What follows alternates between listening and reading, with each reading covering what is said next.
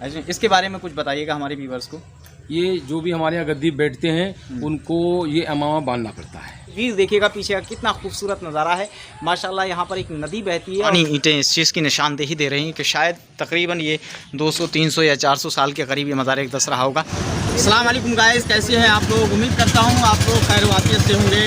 दोस्तों मैं हूँ आपका दोस्त डॉक्टर रज़ा और आज हम अपनी पूरी टीम के साथ जा रहे हैं एक मज़ार अक़दस पर। इस समय हम लोग खड़े हुए हैं फरीदपुर कस्बे के अंदर और यहीं से हम लोग आगे मज़ार अक़दस मज़ार परिसर तक पहुँचने वाले हैं और वहाँ का ब्लॉग बना करके इंशाल्लाह ताला आप लोगों को दिखाएंगे वहाँ सरकार की क्या क्या करामतें हैं। ये पूरी टीम है हमारे साथ में, हमारे सैयद साहब हैं जो इस समय कार को ड्राइव कर रहे हैं और माशाल्लाह बड़ी अच्छी ड्राइविंग करते हैं ये। और साथ में ये हमारे और भी कुछ साथी लोग हैं, ये हाफिज़ व कारी मुस्तकीम साहिब किबला जो इस समय केले को छील करके खाने पर उनका पूरा फोकस है, खाने की तरफ ध्यान है। फिलहाल सुबह में हम लोग कुछ खा करके नहीं निकले तो रास्ते में नाश्ता तो करना पड़ेगा ही भैया। ओहो क्या हो गया। और हमारे साथ में इस नौशाद भाई वो भी हमारे साथ में जा रहे हैं और पूरी टीम हमारी यहाँ पर जा रही है। वहीं यहाँ पर मौलाना फुरकान साहब हैं पीछे बैठे हुए और वो भी हमारे साथ। फुरकान भाई हाँ, तो दोस्तों हम लोग चल रहे हैं सीधे अब मज़ार परिसर की जानिब। ये इस समय हम लोग फरीदपुर कस्बे में खड़े हुए हैं, आप लोगों को दिखाना चाहेंगे फरीदपुर कस्बे का थोड़ा सा व्यू। इस तरह से फरीदपुर चौराहे पर हम लोग खड़े हुए हैं और अभी हम यहाँ से निकलने वाले हैं। ये हाईवे है सामने और इसी कार से हम लोग अभी जाने वाले हैं फरीदपुर कस्बे की जानिब। यहाँ से थोड़ा सा आगे बढ़ करके एक मज़ार अक़दस है, उस मज़ार परिसर तक हम लोग जाने वाले हैं और वहाँ का ब्लॉग आप लोगों को दिखाएंगे। वहाँ की करामतों के बारे में बारहा सुना गया है लोगों से, तो इंशाल्लाह ताला वहाँ की करामत भी बताएँगे, तो बने रहिएगा वीडियो के लास्ट तक। तो गाइस हम पहुंच गए हैं डेफिनेटली मज़ार अक़दस पर। यह आप लोग सामने देख सकते हैं, बड़ा ही खूबसूरत मंजर है। यहाँ इस वक्त मैं मज़ार परिसर के ऊपर खड़ा हुआ हूँ, हालांकि काफ़ी ऊंची जगह है और नीचे का ये पोर्शन है, ये आप देख रहे हैं पीछे नदी बहती है। बड़ा ही खूबसूरत मंजर है, बड़ा ही सुहाना मंजर है कि यहाँ पर आने के बाद दिल बाग बाग हो गया। ये खूबसूरत नदी का मंजर आप लोगों को पेश कर रहा हूँ और इसी से बिल्कुल अटैच है मज़ार अक़दस का ये नज़ारा जहाँ पर मैं इस समय में खड़ा हुआ हूँ। और यहाँ से हम लोग जो है हुज़ूर दूध वाली सरकार रहमतुल्लाह ताला अलैह, पूरा नाम तो मुझे नहीं मालूम है, और यहाँ के जो खुद्दाम हैं जो खादिम हैं उनसे मुलाकात करके सरकार की करामतों के बारे में और आपका नाम अक़दस है, आप कहाँ से आए थे, ये मज़ार अक़दस कितना पुराना है, इन सारे पहलुओं पर बात करेंगे। और हमारे साथी लोग भी यहाँ पर आप लोग देख सकते हैं वो पीछे की जानिब बैठे हुए हैं। तो हम लोग यहाँ पर रास्ता, हालांकि हाईवे से जब हम लोग अंदर की जानिब आते हैं तो रास्ते बड़े संकरे हैं, गलियाँ बड़ी संकरी हैं। 4 व्हीलर लाने में हम लोग को काफ़ी प्रॉब्लम हुई, काफ़ी दिक्कत का सामना करना पड़ा, लेकिन फ़िलहाल जो है सरकार के करम से यहाँ तक पहुँच गए हैं। तो आप लोग वीडियो में लास्ट तक ज़रूर बने रहिएगा। पहले मज़ार अक़दस का आप लोगों को दीदार कराते हैं और उसके जस्ट बाद में यहाँ के जो खादिम हैं तो उनसे मुलाकात कराएंगे और ये सरकार जो है कितनी पुरानी है इसके बारे में भी आप लोगों को पूरी जानकारी देंगे। बने रहिएगा वीडियो के लास्ट तक। और ये व्यू देखिएगा पीछे का कितना खूबसूरत नज़ारा है माशाल्लाह। यहाँ पर एक नदी बहती है और नदी जो दूर दूर तक नज़र, जहाँ तक भी हमारी नज़रें पहुँचती हैं तो वहाँ तक हमें खेत व खलिहान के अलावा कुछ भी नज़र नहीं आता है। और यहाँ पर जो हरियाली दिखती है, यहाँ से हम लोग जो नज़ारा कर रहे हैं हरियाली का, ये माशाअल्लाह काबिल तारीफ़ है कि अल्लाह की कुदरत जो है वो कमाल रखती है अपने आप में कि यहाँ से जो नदी होकर के निकल रही है ना तो इस मज़ार अक़दस की खूबसूरती को और भी ज़्यादा बढ़ा दिया करती है। तो एक बार यहाँ पर हाज़िरी देने के लिए आप लोग ज़रूर आइएगा। बहरहाल मैं आप लोगों से वीडियो के लास्ट में मुलाकात करूँगा। तो चलिए पहले मज़ार अक़दस का आप लोगों को दीदार कराते हैं और सरकार के बारे में इंशाअल्लाह ताला जो भी इन्फॉर्मेशन होगी वो आप तक पहुँचाएँगे। बने रहेगा वीडियो के लास्ट तक। सो गाइस अब बिना देर किए चलते हैं सीधे मज़ार परिसर में। ये ढकनी शरीफ है। ढकनी शरीफ का जो मज़ार अक़दस यहाँ पर बहुत ही ज़्यादा मशहूर है, हम वहाँ तक पहुँच गए हैं। ये कुछ सीढ़ियाँ वगैरह हैं, हालांकि ये संकरी गलियों से होकर के रास्ता यहाँ तक पहुँचता है। ये आप लोग देख सकते हैं, ये पुराने ज़माने का, कदीम ज़माने का है। ये यहाँ पर कड़कड़ी ईंट जो होती थी पुराने ज़माने में चला करती थी, तो सुर्खी चूने वगैरह का इस्तेमाल करके यहाँ पर जो कड़कड़ी ईंट लगाया जाया करती थी पुराने ज़माने में, तो शायद वही बनावट है। और आज भी यहाँ पर पुरानी ईंटें इस चीज़ की निशानदेही दे रही हैं कि शायद तकरीबन ये 200, 300 या 400 साल के करीब ये मज़ार अक़दस रहा होगा। हालांकि मज़ार परिसर बाहर से बहुत ज़्यादा इसका टेक्सचर अच्छा नहीं है। चलिए अंदर से आप लोगों को नज़ारा कराता हूँ।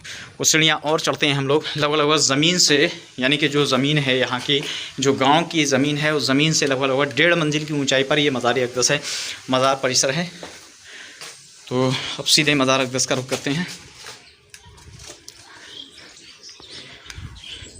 यहाँ आप लोग देख सकते हैं ये है मज़ार अक़दस जो कि सरकार हुज़ूर दूधा वाले मियाँ रहमतुल्लाह ताला अलैह, पूरा नाम अक़दस मुझे नहीं मालूम है। तो इंशाल्लाह ताला मैं कोशिश करूँगा यहाँ के जो खादिम हैं उनसे बात करने की। पहले ये खूबसूरत अंदर का व्यू देख लीजिएगा। अस्सलाम वालेकुम रहमतुल्लाहि माशाअल्लाह।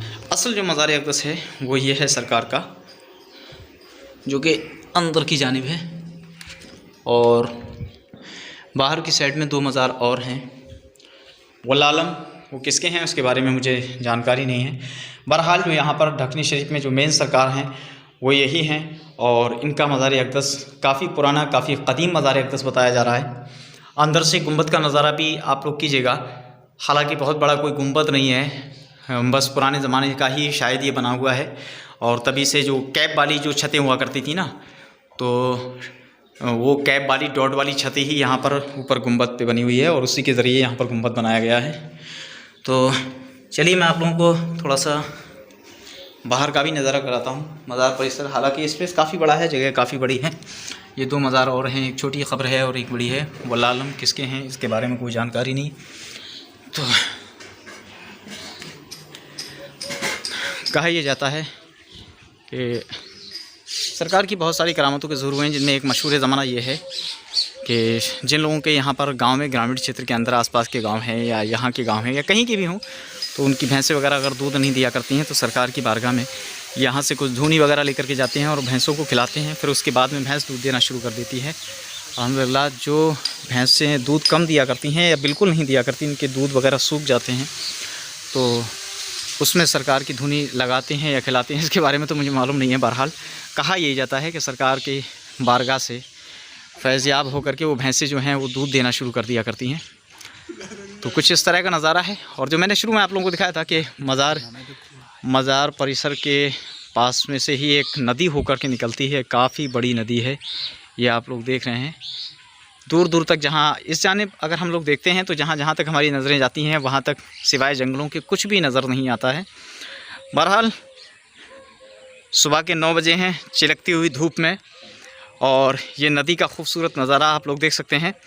शायद कैमरे में नज़र नहीं आता हो, लेकिन जब सामने से सूरज की लाइट नदी की इस रफ़्तार पर पड़ रही है, जो पानी की रफ़्तार है, तो चमकती हुई ये रफ़्तार बड़ी ही खूबसूरत नज़र आ रही है।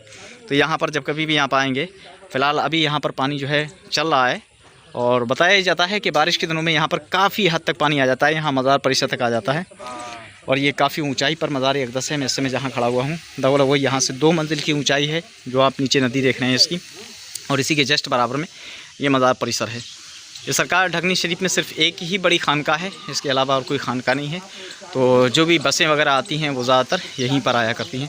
तो चलिए यहाँ के जो खादिम हैं उनसे इंटरव्यू लेने की कोशिश करते हैं, जानकारियाँ जुटाने की कोशिश करते हैं। बने सो गाइस, यही था वो मज़ार अक़दस जिसका मैंने आप लोगों को दीदार कराया है। हमारे साथ में यहाँ के जो खादिम हैं वो जुड़ रहे हैं, तो उनसे कुछ जानकारी जुटाने की कोशिश करेंगे कि यहाँ पर सरकार का आना कब हुआ, कैसे हुआ, इसके बारे में अगर कोई जानकारी होगी। अस्सलाम वालेकुम अजन जी, क्या नाम है आपका? क्या इसमें ग्रामीण? महमूद अली शाह, मलंग बाबा, फरमूदी मदारी। अच्छा, तो सर ये बताइए मज़ार अक़दस लोगो जो है वो कितना पुराना है? ये तकरीबन जो है 500 साल पुराना मज़ार है। 500 साल पुराना। कहाँ से सरकार का सिलसिला और कैसे कैसे यहाँ पर आना हुआ है, इसके बारे में कोई जानकारी है आपके पास? हाँ, सरकार की कोई ऐसी कोई तारीख नहीं है, लेकिन पुराने बुज़ुर्गों से सुनते चले आ रहे हैं कि 500 साल पुराना इनका मज़ार मुक़द्दस है। 500 साल पहले यहाँ पे आप तशरीफ़ लाए जी। सिलसिले आलिया मदारिया से आपकी निस्बत और आपका सिलसिला है। अच्छा, सरकार के बारे में कुछ करामतें बहुत ज़्यादा मशहूर हैं, जैसे दूध वाली करामत है, तो हमारे व्यूअर्स को बताना चाहेंगे कि किस टाइप से वो करामत है और क्या है सरकार की यहाँ पर करामत जो होती है, वो किस तरह से उसका ज़ुहूर होता है? गौसे दौरा कुतुब ज़मा सरकार हुजूर सैयदना दुआधारी शाह मलंग मदारी रहमतुल्लाह ताला अलैह। अच्छा, जिनका ये मज़ार अक़दस है जी। अच्छा, आप तकरीबन 500 साल पहले आए और यहाँ के बुज़ुर्ग लोग ऐसा बताते हैं। अच्छा, और आप दीन के काम के लिए आए, दीन के फ़रोग़ के लिए आए, इस्लाम को फैलाने के लिए आए, और ये किसी दौर के अंदर मरकज़ भी रहा है। अच्छा, सरकार दुआधारी बाबा रहमतुल्लाह ताला अलैह, ये पास में हमारे कैलाश बेगुल नदी है। अच्छा। जो आपकी दीवार से जो है बिल्कुल लग के चल रही है जी। तो सरकार दुआधारी बाबा रहमतुल्लाह ताला अलैह जब भी आप दरिया के अंदर जाया करते थे तो खड़ा मुँह पहन कर पानी के ऊपर चला करते थे। अच्छा, और फिर उसके बाद में आप बीच नदी के अंदर जाकर, जहाँ पर नदी की धार होती है जी, वहाँ पर अपनी हाथों को धोते थे। फिर उसमें से एक दूध की धार निकलती थी, तो सरकार दुआधारी बाबा मलंग मदारी रहमतुल्लाह ताला अलैह उसको पिया करते थे। अच्छा, और फिर वापस अपनी खानकाह अपने जो है मुकाम पर चले आते थे। अच्छा, अच्छा, ये जो मशहूर ज़माना जो करामत है आपकी कि जानवरों का दूध वगैरह सूख जाता है या जानवर दूध वगैरह नहीं देते हैं, जैसे गाय भैंस वगैरह हो गई, तो यहाँ से बताते हैं कि धूनी वगैरह लेकर के जाते हैं, वो क्या अभी भी इस समय जो करामत चलती है, क्या सरकार की ये वाकई करामत है या फिर? जी, यहाँ पर जो है उनके पहलू में एक मज़ार मुक़द्दस बना हुआ है। सिराजुल सालिकीन महबूब मदारुल आलमीन हज़रत सैयद हुसैन शाह अल मारूफ हुजूर सैयदना पंजाबा शाह मलंग मदारी रहमतुल्लाह ताला अलैह का आपने उनके नाम से उनके धुने से धुनी देना शुरू किया। जब किसी की भैंस गाय अगर दूध नहीं देती है तो वो सरकार के दरबार में आता है, उनके धुने से एक पुड़िया मिलती है, उसमें से 3 हिस्से करके वो जब वो खिला देता है तो अल्लाह तबारक व तआला सरकार के सदक़े में भैंस को ठीक कर देता है और फिर वही दूध देना शुरू कर देती है और फिर जब ठीक हो जाती है तो फिर एक टाइम का दूध उसको दरगाह पर पहुँचाना। अच्छा, दरगाह पर बतौर खिदमत यहाँ पर देना होता है जी। अच्छा, आप यहाँ पर कब से खिदमत अंजाम दे रहे हैं? करीब 30 साल से। 30 साल हैं जी। अच्छा, आप यहीं के रहने वाले हैं? ना, हम बाहर के रहने वाले हैं, लेकिन हमारे पीरो मुर्शिद यहीं के रहने वाले हैं। अच्छा। सो गाइस, आप लोगों ने देखा कि वो सरकार की किस किस तरह की करामतें रही हैं। तो यहाँ पर जब कभी भी आना हो आपका बरेली शहर में या बरेली के गिरदोनवा में, तो बहुत सारे लोग ट्रैवलिंग करने के लिए आते हैं, गाड़ियों वगैरह से आते हैं और बसें वगैरह भी लगा करती हैं यहाँ के लिए। काफ़ी तादाद में यहाँ पर जो है वो लोग इकट्ठा होते हैं। अच्छा सर, चलते थे, एक बात आपसे और कहना चाहूँगा कि सरकार का उर्स मुबारक कब कब होता है और कैसे कैसे होता है? सरकार का उर्स जो है पूस की पहली जुमेरात को होता है। महापूस जो हिंदी वाले महीने, जो हिंदी वाला महीना है उसकी पूस की पहली जुमेरात में, उर्दू या अंग्रेज़ी कोई भी तारीख हो, लेकिन पूस की पहली जुमेरात को ही सरकार का उर्स होता है। अच्छा, पूस की पहली जुमेरात जो भी पड़ेगी उसमें सरकार का यहाँ पर उर्स मुबारक मनाया जाता है। क्या क्या तैयारियाँ रहती हैं वहाँ पर, क्या क्या प्रोग्राम होते हैं, किस किस तरह से यहाँ पर प्रोग्राम को अंजाम दिया जाता है?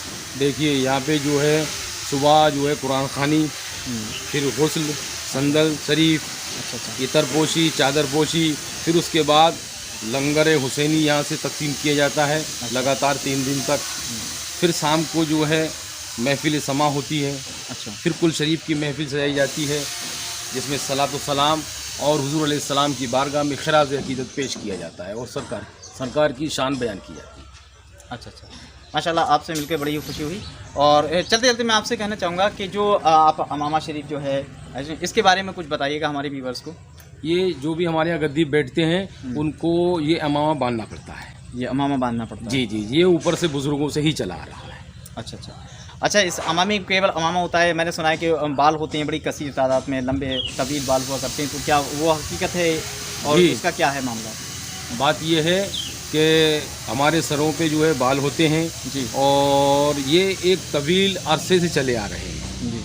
जब कोई बुजुर्ग किसी के सर पे हाथ रख देता है तो फिर वो मलंग बाल नहीं कटाते। अच्छा, मतलब मलंगों का ये कायदा है कि अगर कोई बुजुर्ग सर पे हाथ रख दें तो फिर बालों को नहीं तरशवाया जाता जी, इसी वजह से बाल जो हैं वो लंबे हो जाते हैं। जी। अच्छा। सो गाइस, यहाँ पर एक बार हाज़िरी देने के लिए ज़रूर आइएगा, हमारे साथ जुड़ने के लिए तो आपका बहुत बहुत शुक्रिया। तो यहाँ पर जब कभी भी आना हो तो एक मरतबा बरेली शरीफ में जब कभी भी आएँ तो इस मज़ार अक़दस पर हाज़िरी देना ना भूलें।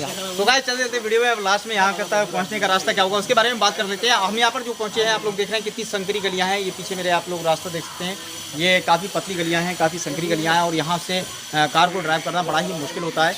हालाँकि हमारे सी साहब जो हैं वो अच्छी ड्राइविंग करते हैं और उन्होंने इतनी संकरी गलियों में बड़ी आसानी, बड़ी ईजी तरीके से यहाँ से 4 व्हीलर निकाल दिया है।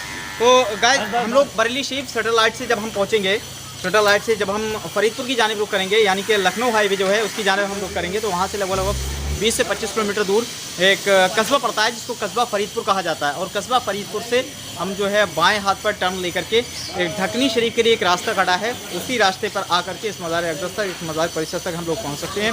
तो आप लोग यहाँ पर ज़रूर पहुँचिएगा। और हाँ, आप लोगों से एक रिक्वेस्ट है कि इस वीडियो के बारे में आपकी क्या राय है मुझे कमेंट सेक्शन में कमेंट करके ज़रूर बताइएगा।